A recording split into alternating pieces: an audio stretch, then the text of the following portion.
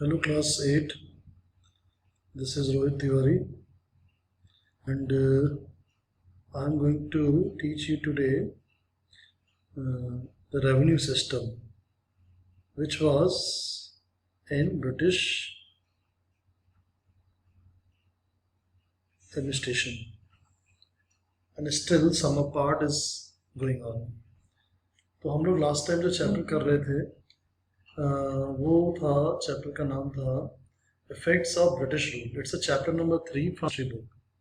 तो हम लोगों ने फर्स्ट पेज इसका पेज नंबर 10 डिस्कस कर चुके हैं, पेज नंबर 11 भी डिस्कस हो गया और हम लोग पेज नंबर 12 पे थे. तो हम लोगों ने जो पॉइंट डिस्कस किए थे वो थे military and police force, judicial system, equality before law, economic policies of British, और मेन उनका यहाँ से कमाओ और सारा जाके इंग्लैंड में लगाओ. तो इन्होंने एक्सप्लॉटेशन किया हमारे रिसोर्सेज का और किसी भी तरीके से जितना ज़्यादा प्राप्त हो सकता है वो ब्रिटिश का मेन मोटिव होता था. ठीक है. और जो कुछ उन्होंने डेवलपमेंट किया वो इसलिए किया इंडिया में ताकि वो यहाँ के रिसोर्स को ज़्यादा से ज़्यादा, जैसे रेलवे ट्रैक से इजीली तरीके से, इजी वे में, कन्वीनियंस उनके लिए कन्वीनियंट था और मोर कन्वीनियंस हो गया कि चलो इसको जल्दी से पहुँचा देंगे पोर्ट सिटी में, और पोर्ट सिटी से शिप के थ्रू इंग्लैंड. तो रिसोर्सेज से कच्चा माल ले जाना और ये सब करने के लिए उन्होंने कुछ डेवलपमेंट किया.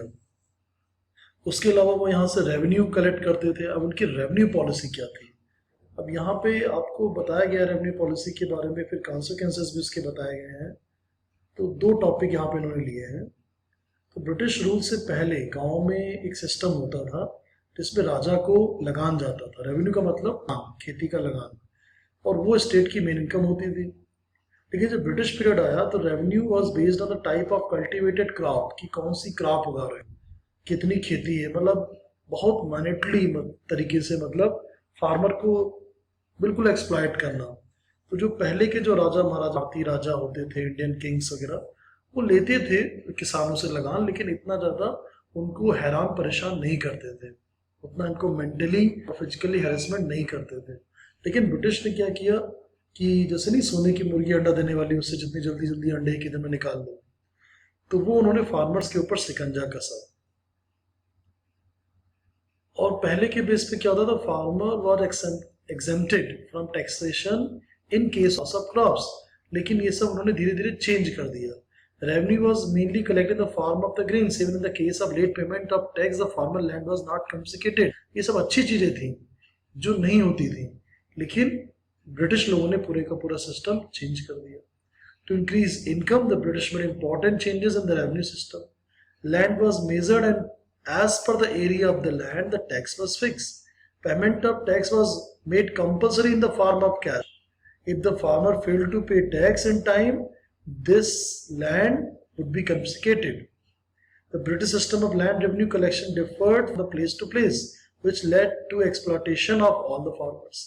पहले के जो राजा महाराजा थे वो क्या करते थे कि अगर किसान के पास खेती खराब है तो उसको परेशान नहीं करते थे. लेट पेमेंट पे कोई केस, मतलब फाइन नहीं लगता था और लैंड कॉन्फिस्केट नहीं होता था. वो अपना रेवेन्यू अनाज के बेस में भी दे सकता था, अनाज के तौर पर भी दे सकता था. लेकिन ब्रिटिश ने कहा नहीं, कैश देना पड़ेगा. टैक्स नहीं दिया तो लैंड कॉन्फिस्केट का मतलब जब्त हो जाएगा, सील हो जाएगा, वो ब्रिटिश की प्रॉपर्टी हो जाएगी, तुम्हारी नहीं रहेगी. अब ये सिस्टम क्या था, यहाँ पे लिखा है the British system of land revenue collection from place to place which led to exploitation of all the farmers. तो मैं आपको बताता हूँ कौन कौन से सिस्टम थे जो ब्रिटिश लोगों ने इंडिया में किए. तो टोटल जो लैंड रेवेन्यू सिस्टम था इंडिया में ब्रिटिश के थ्रू, वो 3 तरह का था. जिसको पहले को हम बोलते हैं जमींदारी सिस्टम. जमींदारी में आप देख रहे हैं कि ब्रिटिश गवर्नमेंट सबसे ऊपर है, फिर नीचे क्या है, जमींदार हैं, और फिर नीचे क्या है, पेजेंट्स हैं, माने खेती वाले किसान, खेतीहर किसान. इस सिस्टम में क्या था, इसको कॉर्नवालिस ने 1793 में परमानेंट सेटलमेंट एक्ट के थ्रू इसको इम्प्लीमेंट किया, इंट्रोड्यूस किया.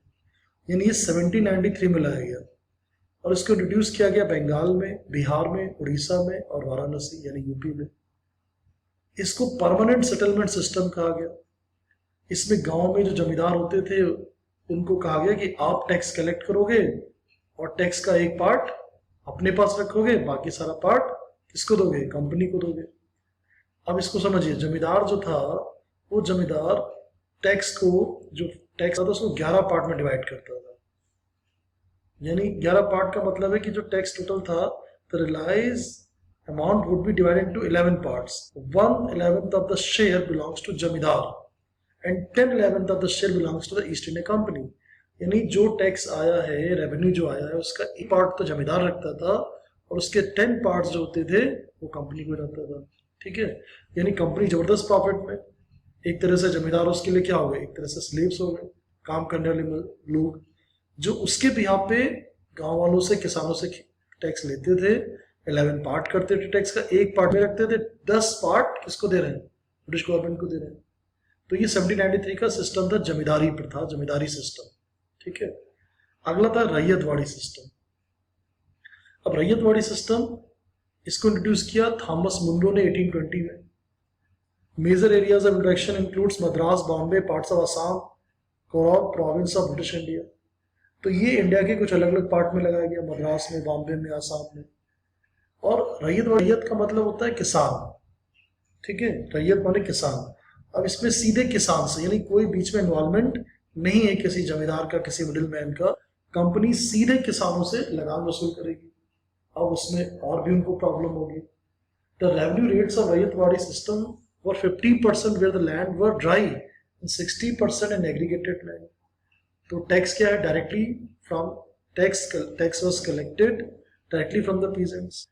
अगर अच्छा लैंड है तो 60% देना पड़ेगा अपनी उपज का। यानी अगर आपने 100 कमाया तो 60 तो कंपनी को, तो 40 जेब में रखो। तो किसान का तो मतलब जबरदस्त घाटा, बहुत ज्यादा टैक्स है, तो अमाउंट बहुत ज्यादा है। और 50% वहां जहाँ पे ड्राई है, मैंने ड्राई में भी अगर कुछ पैदा किया आपने गेहूं, वो उसका 50% आपको देना ही देना है। ठीक है, तो टैक्स इसमें बहुत ज्यादा है। महलवाड़ी सिस्टम एक था, इसको 1833 लागू किया गया। किसने, विलियम वेंटिक ने लागू किया। इसको सेंट्रल प्रोविंस, जिसको खानदेश भी कहते हैं, यानी कुछ पार्ट मध्य प्रदेश का, कुछ पार्ट महाराष्ट्र का, महाराष्ट्र, पूरा मध्य प्रदेश। तो सेंट्रल प्रोविंस जो थे, north west frontier, Agra, Punjab, Gangetic valley, east etcetera of British India. तो महलवाड़ी सिस्टम, ये इंडिया के पूरे जहां ब्रिटिश एम्पायर था, 3 तरह का सिस्टम पॉपुलर था। कहीं पे जमींदारी सिस्टम चल रहा था, ब्रिटिश गवर्नमेंट द टॉप, फिर जमींदार, फिर पीजेंट्स। फिर अगले सिस्टम में क्या होगा, जमींदार हट जाएंगे, ब्रिटिश गवर्नमेंट और पीजेंट डायरेक्टली।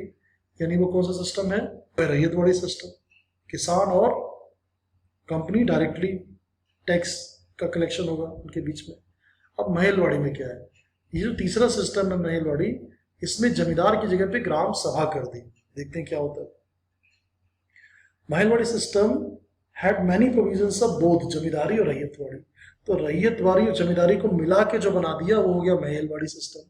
अब महल का मतलब क्या है, महलवाड़ी सिस्टम का मतलब है, in this system the land was divided into mahals, each mahal comprise 1 or more village. यानी एक महल में एक या तो गांव होते थे और वो गांव पूरा टैक्स, ऑनरशिप राइट्स पर वेस्टेड इन द पीजेंट्स। तो गांव की एक सभा, ग्राम सभा का काम है कि गांव के हेडमैन को कर दिया, गांव का जो हेडमैन है वो टैक्स करके ग्राम सभा के थ्रू कंपनी को देगा। तो ये 3 तरह के सिस्टम उन्होंने रेवेन्यू सिस्टम लागू किए इंडिया में, जमींदारी, रैयतवाड़ी और महलवाड़ी। ठीक है, अब वापस हम लोग अपने चैप्टर में चलते हैं।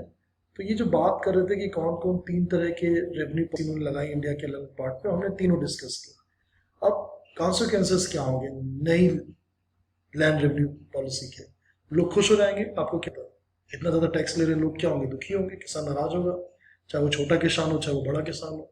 जमींदार भी खुश नहीं होगा क्योंकि इसको एक ही पार्ट मिल रहा है। ग्राम सभा भी परेशान हो रही है, महल जिसमें महलवाड़ी सिस्टम में। तो चाहे रैयतवाड़ी हो, चाहे महलवाड़ी हो, चाहे फिर जमींदारी हो, तीनों सिस्टम में ज्यादा से ज्यादा प्रॉफिट कंपनी की जेब में जा रहा था और लोकल लोग परेशान हो रहे थे। कम से कम खाने पीने को तो मिलना चाहिए ना यार। अब क्या होगा, इससे लोग नाराज होंगे और वो गुस्सा उनके अंदर रहा। अगर आपने लगान पिक्चर देखी होगी तो वो कहानी पूरी रेवेन्यू सिस्टम के ऊपर ही है। ठीक है, अब फार्मर्स क्या हो जाएंगे, बैंकरप्ट हो जाएंगे। फार्मर्स बिकेम बैंकरप्ट, यानी दिवालिया हो जाएंगे। कुछ है ही नहीं, खेती में कुछ पैदा ही नहीं, तो क्या उन्होंने खेती बाड़ी छोड़ के जंगल में भाग गए जब उनको पकड़ने आते थे पुलिस वाले। Farmer had to sell his land, the farmer was exploited by the government, zamindar, money lenders and merchant.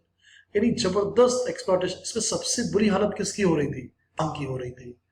तो इसलिए जब इंडियन फ्रीडम स्ट्रगल चला तो किसानों ने, फार्मर्स ने बहुत पार्टिसिपेट किया। ठीक है, तो ये आज का टॉपिक हम लोगों ने इतना समझा कि रेवेन्यू पॉलिसी क्या थी, उसके कॉन्सिक्वेंसेस क्या थे, और वो कैसे एक तरह से ब्रिटिश के अगेंस्ट चला गया, और कैसे इंडियन जो एक्सप्लॉयटेशन की वजह से कॉमन जो फार्मर थे इंडियंस वो यूनाइटेड हो गए और उन्होंने ब्रिटिश सरकार के खिलाफ इंडियन स्ट्रगल में जो भी मूवमेंट हो रहे थे उसको सपोर्ट किया।